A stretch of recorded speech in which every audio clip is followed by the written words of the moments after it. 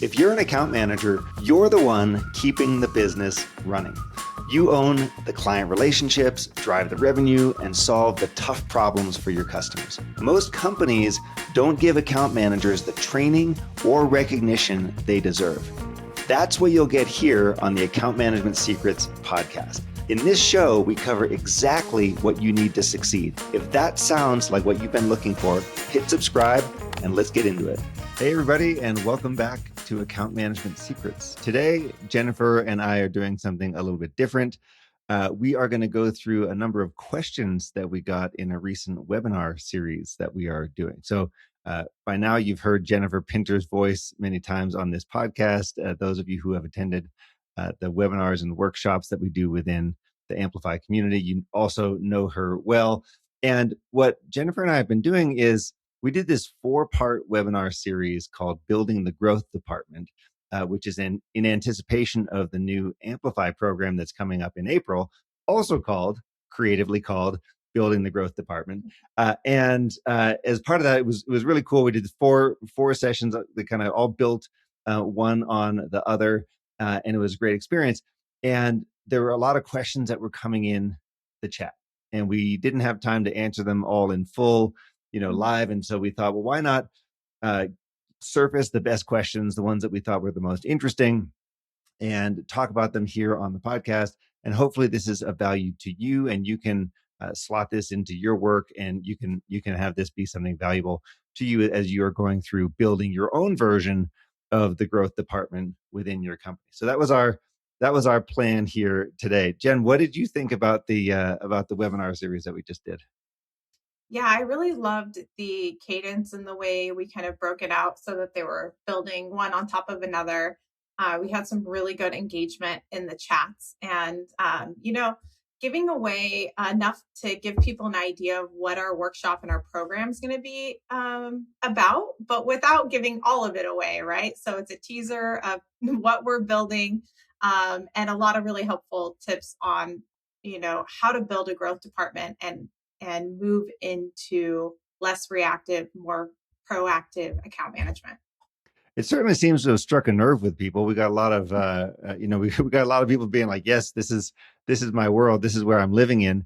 And just so that everyone else is aware, it was 4-part sequence. And we started by talking about the major disconnects that are out there in the world when it comes to account management and customer success. So the tax that we are all paying in terms of lower growth, lower profitability, missed opportunities because of the fact that we're not resourced appropriately. We don't have a system in place. We don't have a strong foundation. So that was the first thing that we got into. The second was really defining the job of the growth department. And I know I sound like a broken record when I say this, but you don't have 30 jobs. You have one job. Your one job is to help your team win. You do that by keep, grow, no surprises, keeping the customers you've got, growing the ones with the most potential, and making sure there's no surprises along the way. So we had a session on that. We then had a session on the economics. And, if you've listened to this podcast before, the economics around post-sale they're all in your favor, right? Existing customers are easier to sell to. They close faster. They're more profitable. They buy more. It's just genuinely a very good thing. We need to be spending more time doing this, not less. And then in the final session, we talked about how and why to create a system around this. And even though having a system for post sales might sound like not super exciting, like you don't wake up in the morning all jazzed to have a system, the benefits are really tremendous. And this is how you get out of, not having visibility, not having clarity, not getting the results you're looking for, not getting recognition, and you get all those things is by having a system and a discipline in place. So I thought it was fun to walk through those and to share and to kind of get everyone's different feedback and reactions to them. And, I don't know if it's a good thing or a bad thing, because a lot of people were like, yes, this is the life that we're living. This is where we are right now. I just had that same thought, Alex. I don't know if it's comforting or alarming that so many companies are in this situation. Yeah, a lot of people are trying to figure this out. So as I said, we did have a lot of questions and stuff came through. And what I did is I compiled all the questions from the chat. We have these in Zoom, and then put them together in a little list. And I thought we could go through these and bandy them about. Yeah, that sounds great. There were a lot of really good questions and some juicy tidbits to dive into here today. So one area that we spent a lot of time talking about is the no surprises part of keep, grow, and no surprises. And the main way that comes to life for people is a, you call it a risk register. People call it different things. On this podcast, Josh Abdullah from Asana talked about the red renewal system. Mike Rapp from IntelliPure talked about his get to green meeting, so how you get people off of red and into green. And Lisa Honecker also talked about her process. So we know that managing risk and being aware of risks and making sure they're visible to everybody is something that a lot of people are curious about. I don't know that everyone's doing this as well as they ought to be doing it. That's for sure. And I know this is an area of particular interest and specialty to you. So the first one that came up was a question from Brian. What are the best categories to add to a risk register? So when you're thinking about managing risk within your portfolio, how do you categorize them? How do you group them? How do you bundle them? How would you approach that? So I thought that would be a good place to start. What are your thoughts there? Yeah, I have a lot of thoughts on the risk register after helping hundreds of companies over the years develop a process for tracking this. And Alex, as we know, the whole point is that nothing damages your credibility more than having bad news come without a warning, right? And so when your CEO gets that call that we lost a big client and had no idea that it was coming, there's no documentation or tracking that this risk was out there. It really is detrimental to your growth department, to your customer success and account management teams. And And by the so, way, to your career. and to your career, yes. And to your career. Yes. And If you want to dramatically shorten your career in post sales, then, just deliver a lot of surprises. yeah, or, get some gray hair and some extra wrinkles. Yeah, deliver a lot of surprises.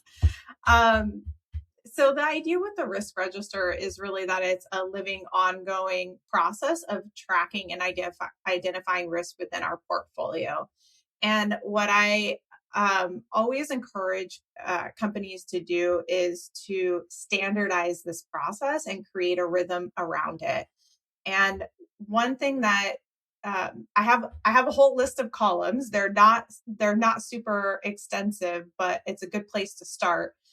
Number one is, what is the revenue at risk? Okay, so if you have a big account and it's a certain part of the account or business, what is the revenue that's at risk? That's a really good thing to know. What is the signal type or risk type? Now, this is really important. I see this missing a lot. People will build an Excel tracker and they'll let the account managers just put whatever description of the risk in there. It makes it really hard to synthesize the data and actually find um, Like to see any commonality. commonalities and to Yeah, see any exactly. trends. The trend analysis is really important. So if you're building a risk register, think about making that a drop down field that somebody has to select. And the signal type and the risk type can vary depending on your industry and your vertical, but we're thinking about things like product engagement dropped, um, sponsor departure. You have that executive sponsor or someone that's really crucial in your stakeholder map, and they've left and they've gone to another organization. Maybe there's a support spike, or maybe we really dropped the ball on something. I worked with a lot of 3PL and logistics companies, and on time delivery and safety of package was very important. That was a huge risk indicator, right? Mm-hmm. So think about the risk for your customer, like what you must get right, and when they go wrong, what are those things? Who owns the risk? The risk owner is a really critical field. The date identified, the severity, like how, and don't make it overcomplicated. Red, yellow, green. Red is this is critical. We got to solve this right away. And then what's the next action date and what's our escalation path? Like what are we doing to solve it? So those are the categories that I would start with.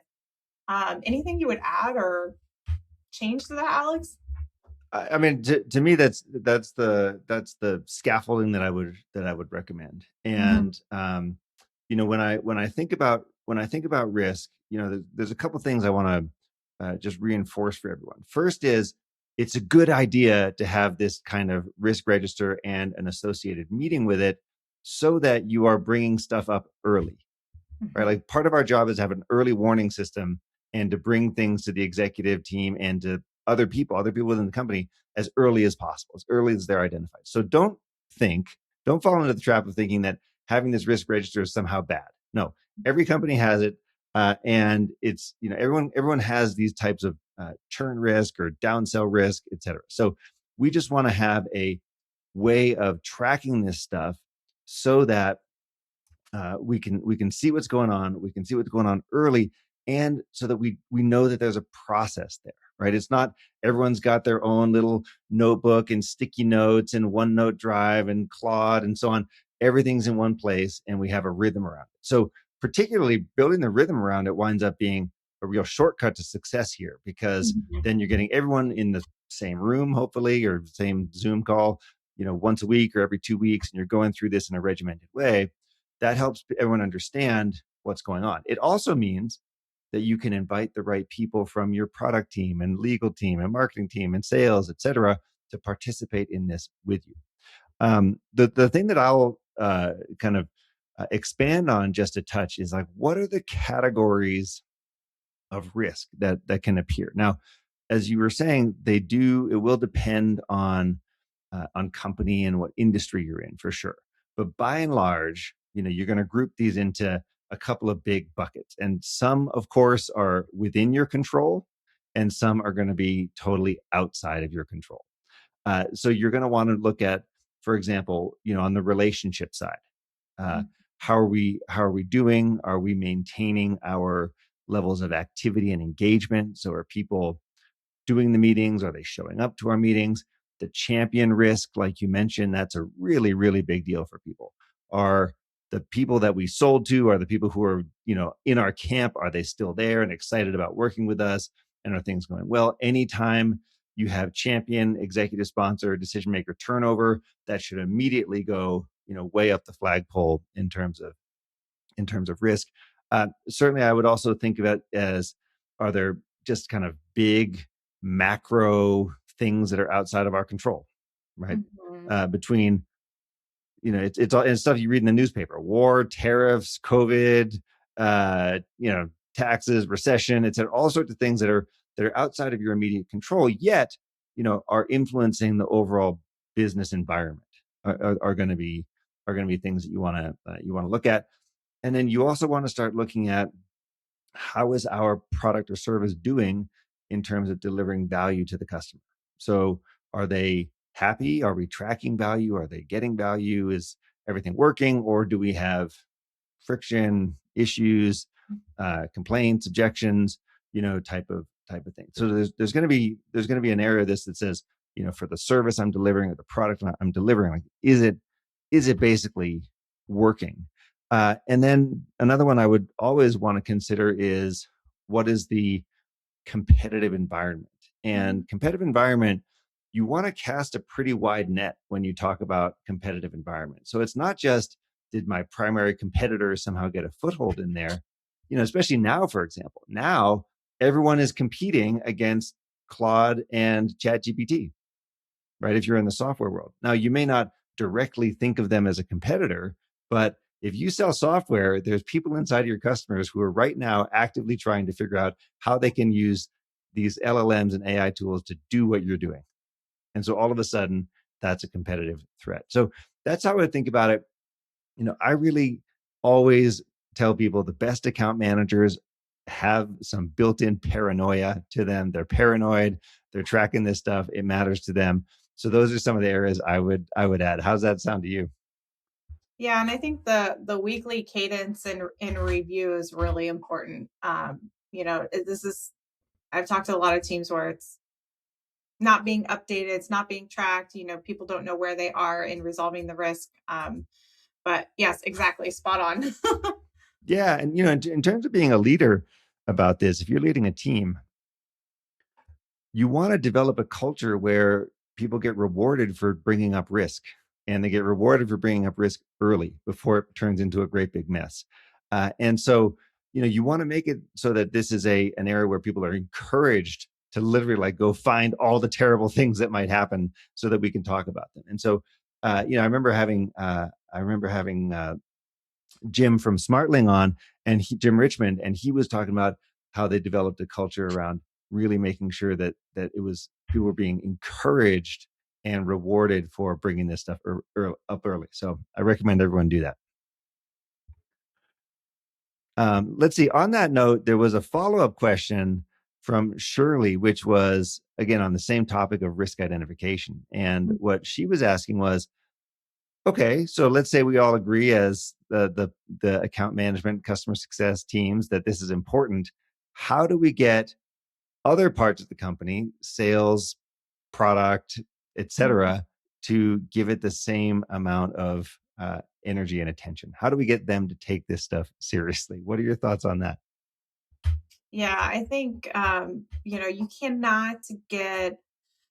you can't focus on growth when you're all running on individual heroics and there's no alignment or defined ownership. And so the way that I think about this is really, making it part of product and sales responsibility, right? Everybody owns the renewal and the success of the customer. Um, by tracking in the risk register, you can prove what the risk categories are. So, for example, as this customer had an issue within the product for months that they've been reporting, and product hasn't been on board with fixing it. Now you can actually track and say, hey, well, we have this many clients at risk now because of this product. So, what gets measured and reported out, and when you're identifying that it's like a product related issue, you can go to product with the information and say, hey, this is the revenue that's at risk because of this. And you actually have something substantial to present to them other than, oh, this customer is complaining, right? Um, so that's one thing. And then with sales, what I see a lot is data is being gathered in the sales discovery process, and it's either not being documented properly or not being handed off, or maybe it's not being gathered to the extent that it should be. And so what's being sold or the way it's being sold is not setting up CS for success, right? And so one of the things that you can think about is like, how can we make retention part of the sales number so that it matters and they're no longer signing customers that aren't going to be successful? Mm-hmm. Um, so when everybody owns the number, I think that is a really good strategy. Yeah, alignment around a common goal and having a Yeah. North Star metric.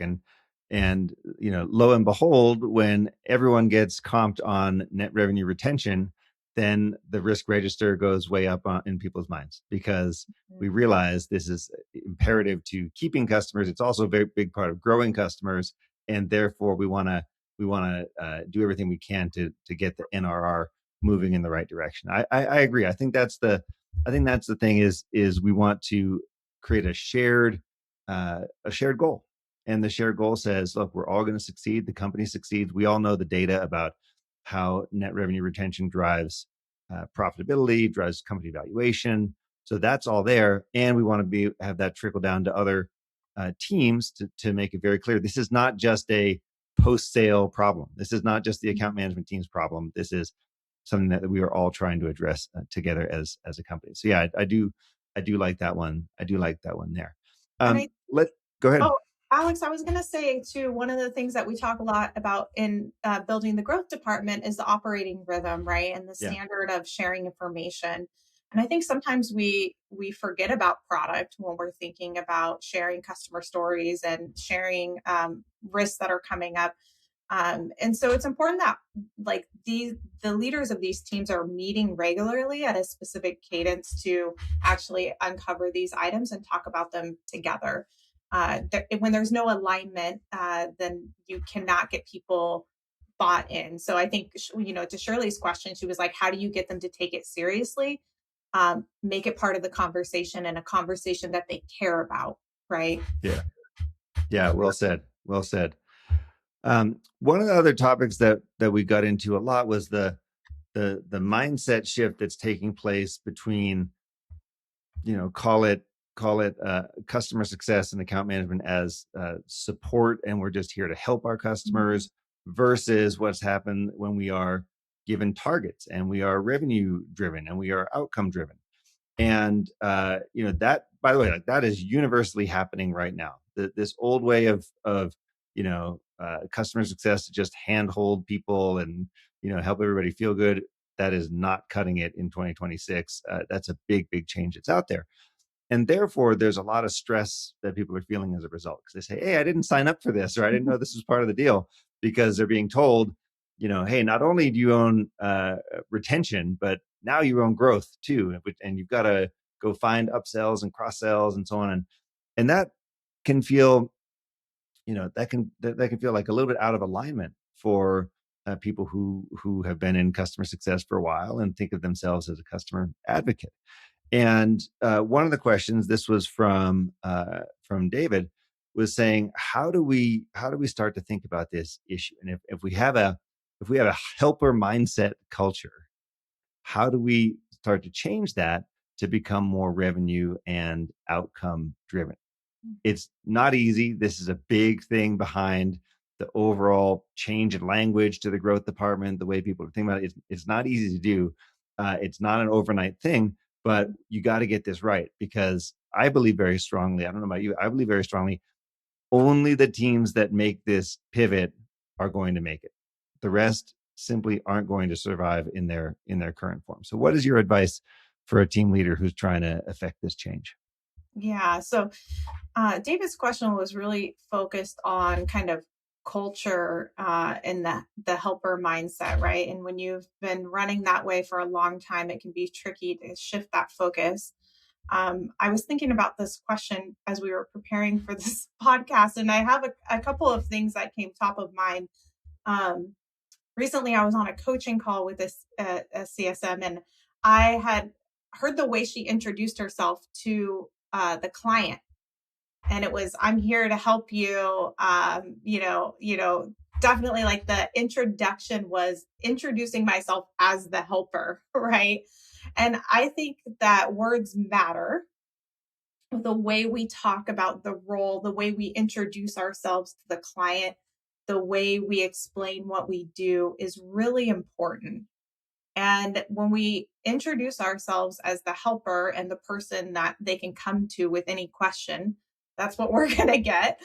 And so I encourage people to think about that. How are we describing this person that's handling millions of dollars in revenue and there to be a strategic advisor? Are we introducing them as a strategic partner that's there to help them achieve their revenue objectives and their goals? And if we're not, that's a wonderful place to start. um, The issue is that, how does an account manager or a CSM get introduced today? It's like, oh, here's such and such. They're going to do everything that you need. They're going to provide you white glove service. yeah, They're at your beck and call. You say jump, they're going to say how high. That is a great way to get the customer perceiving you as lower down. It's also a great way to reinforce this mentality of we're just here to help, as opposed to we're driving business outcomes. exactly. And so start there. Small shifts can really have a big impact in that way. The second thing is to really think about what you're measuring and inspecting. A lot of teams I talk to are measuring activities, like how many QBRs got scheduled, how many client meetings did they have. Do we care about the number, or do we care about the outcomes that they're driving? And really, I feel like we need to stop celebrating effort and start celebrating the outcomes that we want. Yeah, in fact, there's a chapter of my book that opens with that scene where I say, imagine you've got to go present your strategy to the board and to your CEO. What are they going to care about? Are they going to care about you showing up and saying, we did all these QBRs and we updated these account plans and we had these phone calls and so on? Probably not. Versus, hey, here's our revenue retention. Here's where we're moving. Here's what we've delivered. Here's the profitability per account, and stuff like that. And of course, they're going to care. Your executive team is going to care more about that. So having that conversation does change the way people think. What else you got on this topic? Yeah, the other thing that came top of mind is what we're talking about internally, and how we're kind of supporting our teams to be more strategic and less helper mindset. It's really hard to be a strategic advisor when you don't have the enablement resources, when you're also handling support cases. So, is leadership removing the barriers that are causing friction that to make this actually a strategic role? you know, is it, there's a lot that has to happen internally for me to move from helper firefighter and order taker to being a strategic advisor. And that is the capacity, right? Like, are we segmenting our counts correctly? Do we have the enablement structure, support, and the tools and the artifacts that make them able to, that makes the account manager able to prove the ROI and the business case and have that strategic conversation? Because if they can't track it and prove it, it's really hard to get out of the tactical stuff. Mm-hmm. Yeah. What language are we using? The language is super, super important. What are we talking about? What do we go to this team for? How do we think about it? Even, by the way, like, where do they live inside the organization? That's a big one. I am becoming a proponent that all of this needs to roll up into revenue. That the whole CS and account management team needs to go to the CRO. And I think that drives behavior. That certainly focuses attention. I know that's something that still people are trying to figure out within their own realities. And I've had some people on this show who I've debated that idea with. But if you put everyone in the revenue camp, then guess what? That becomes everyone's focus. And there's an incorrect assumption. There's a false assumption out there that I can't be both customer centric and revenue focused at the same time. And that is total nonsense. So let's just spend a minute here dismantling that one, okay, Jen? Uh, Mhm. so you've had this conversation. I've had this conversation. People say, "Oh, I want my people to be just purely focused on the customer. Anytime that they talk money with the client, it's going to break trust, and they're not going to, want to work with us anymore." No, no, no, no, no. That is not how it works. I really want to back up here and challenge some people's thinking on this. My recommendation, the way that I see this working, is what's our job? Our job is to help our company by delivering profitable revenue into the business. Okay, wonderful. So part of that means we've got to help our customers use our stuff properly, right? It doesn't matter what business you're in. You could be a marketing agency, you could be a software company, you could be a logistics company. You've got an offering. Our job is to make sure that the customer is effectively using that offering to get value. So let's spend our time defining value for the customer, like what really matters to them. You gave that example earlier of a logistics company and like on-time deliveries. So what really, really matters here? And can I focus on understanding what matters to them? Can I then align what matters to them to the things that I'm delivering, to the stuff that my company does? Can I show them, here's how it links together, track progress over time, be very clear. Here's where you used to be, here's where you are now, here's the progress we've made, here's how we were able to do all these interventions to help you be successful. Can I have that kind of story and that sequence and that tracking with the customer? If I do that well, then the client starts to understand very clearly, here's how we are supporting you. Here's where you're trying to go. Here's how we're helping you to get there. Here's the progress that we've made. And also, by the way, here's where you would be without us. So without us, you would not be as far ahead as you are now. When I have that sort of conversation and I'm constantly reminding the customer, here's the benefit, here's what the results, here's what you're seeing. This is all the Greg Dane stuff that we refer to a lot. Greg, and he was one of my first guests on this podcast a year and a half ago. Definitely worth going back and listening to it if you haven't recently. But if I do all that stuff, then guess what? I'm building up trust and confidence for the customer. And I'm making a very clear case that we are helping them to succeed.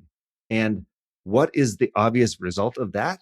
That they're going to say, yeah, we have been doing all this stuff. We are making great progress. Let's keep going. Let me give you more money so that we can keep getting great results. So the result of this is money, revenue, upsell, retention, etc. So don't think that there's a divide. There's no reason to think that these can't be linked together. And that would be a quick win that I would recommend for everybody is have that discussion with your team and see where first take people's temperature. Where are they? But then make it really clear, like this is not an either or kind of discussion. This is a both. This is a yes and discussion. Yeah. And I think, in the account management and CS space, we are very much in a position of deeply understanding our customers and their needs, right?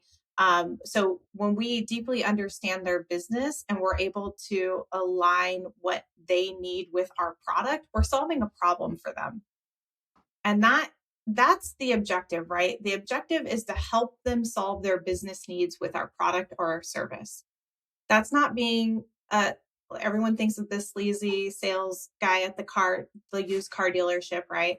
We've all had an experience with receiving some unsolicited sales message on LinkedIn where someone's pushing their product. That's not what this is. This is a long-term strategic partnership that we have with this client and this customer, and we deeply understand their business. And when we're talking to them and they say, hey, this is our goal for this next year. Oh, by the way, we have this product that can really help you get there, right? So it's not that sleazy salesperson idea, right? Like you are actually deeply positioned within their understanding their business in order to make a recommendation that is actually very helpful. And I'm afraid to use the word helpful because we don't want to be right. We're trying to get away from that, but a strategic partner. Yeah, And yeah. No, look, 100%. This really doesn't need to be a conversation anymore. yeah, Is the point, and the fact that it is still a conversation is holding us back. And that, by the way, is exactly what you and I are addressing in the upcoming program inside of Amplify. So it's called Building the Growth Department. It's 3 sessions. Let's talk about this for a second and give people some context here. We open Amplify membership 4 times a year. Amplify, for those of you who don't know, is a leadership community for post sales. So if you are a manager, director, VP, SVP, chief customer officer, this is your place. And we run these really fantastic programs as a way of getting into the community, connecting with people, starting to learn, kind of settle on a baseline of language and stuff like that. And the one that we have coming up is called Building the Growth Department. It runs on April 22nd, April 29th, and May the 6th. And we're really going to be going into this stuff in a lot of detail. Tell us about what we're preparing there. Yeah, I think one thing that is really important to note is this is not another on-demand learning type of situation. You're actually connecting with your peers and learning together, and is applied workshop kind of theory. So that's really important to note. The other thing is it's not just theoretical practice of how to build a growth department. It's actually the how to install it in your current situation. And the operating rhythm, like we were talking about earlier, is really important. So you're walking away with not just content on another how to do account management or how to build a growth team. This is actually installing it in your business, which I think is the most exciting part. Yeah, making it work for you, and Yeah, figuring this out, yourself inside of your company. That's essentially what we're getting at. right. So when I think about these programs, because I always think like, what's the value? Everybody's busy. Everyone's got a million things going on. Why would I spend time to do this? Why do I have to go to, connect up on yet another live thing and spend time and energy? So many of the leaders that we talk to, they know what they should be doing. They know the answer, but they don't necessarily have the time to think about the business. Like they're so busy working in their team, solving day-to-day stuff, fighting fires, dealing with whatever things going on. They have very little time to take a step back and look holistically at how their business is doing. And that's essentially what we're doing here is saying, let's zoom out a touch. Let's look bigger picture. Does your team know what they're doing? Is everybody rowing in the same direction? Are we using the same vocabulary? Are we using the same assets and artifacts? And do we have a rhythm around this stuff? Right. So clarity is the first one. Clarity is saying, do we know what we're doing? Commitments. Do we have commitments between us and the rest of the team and the rest of the organization? And then do we have a cadence?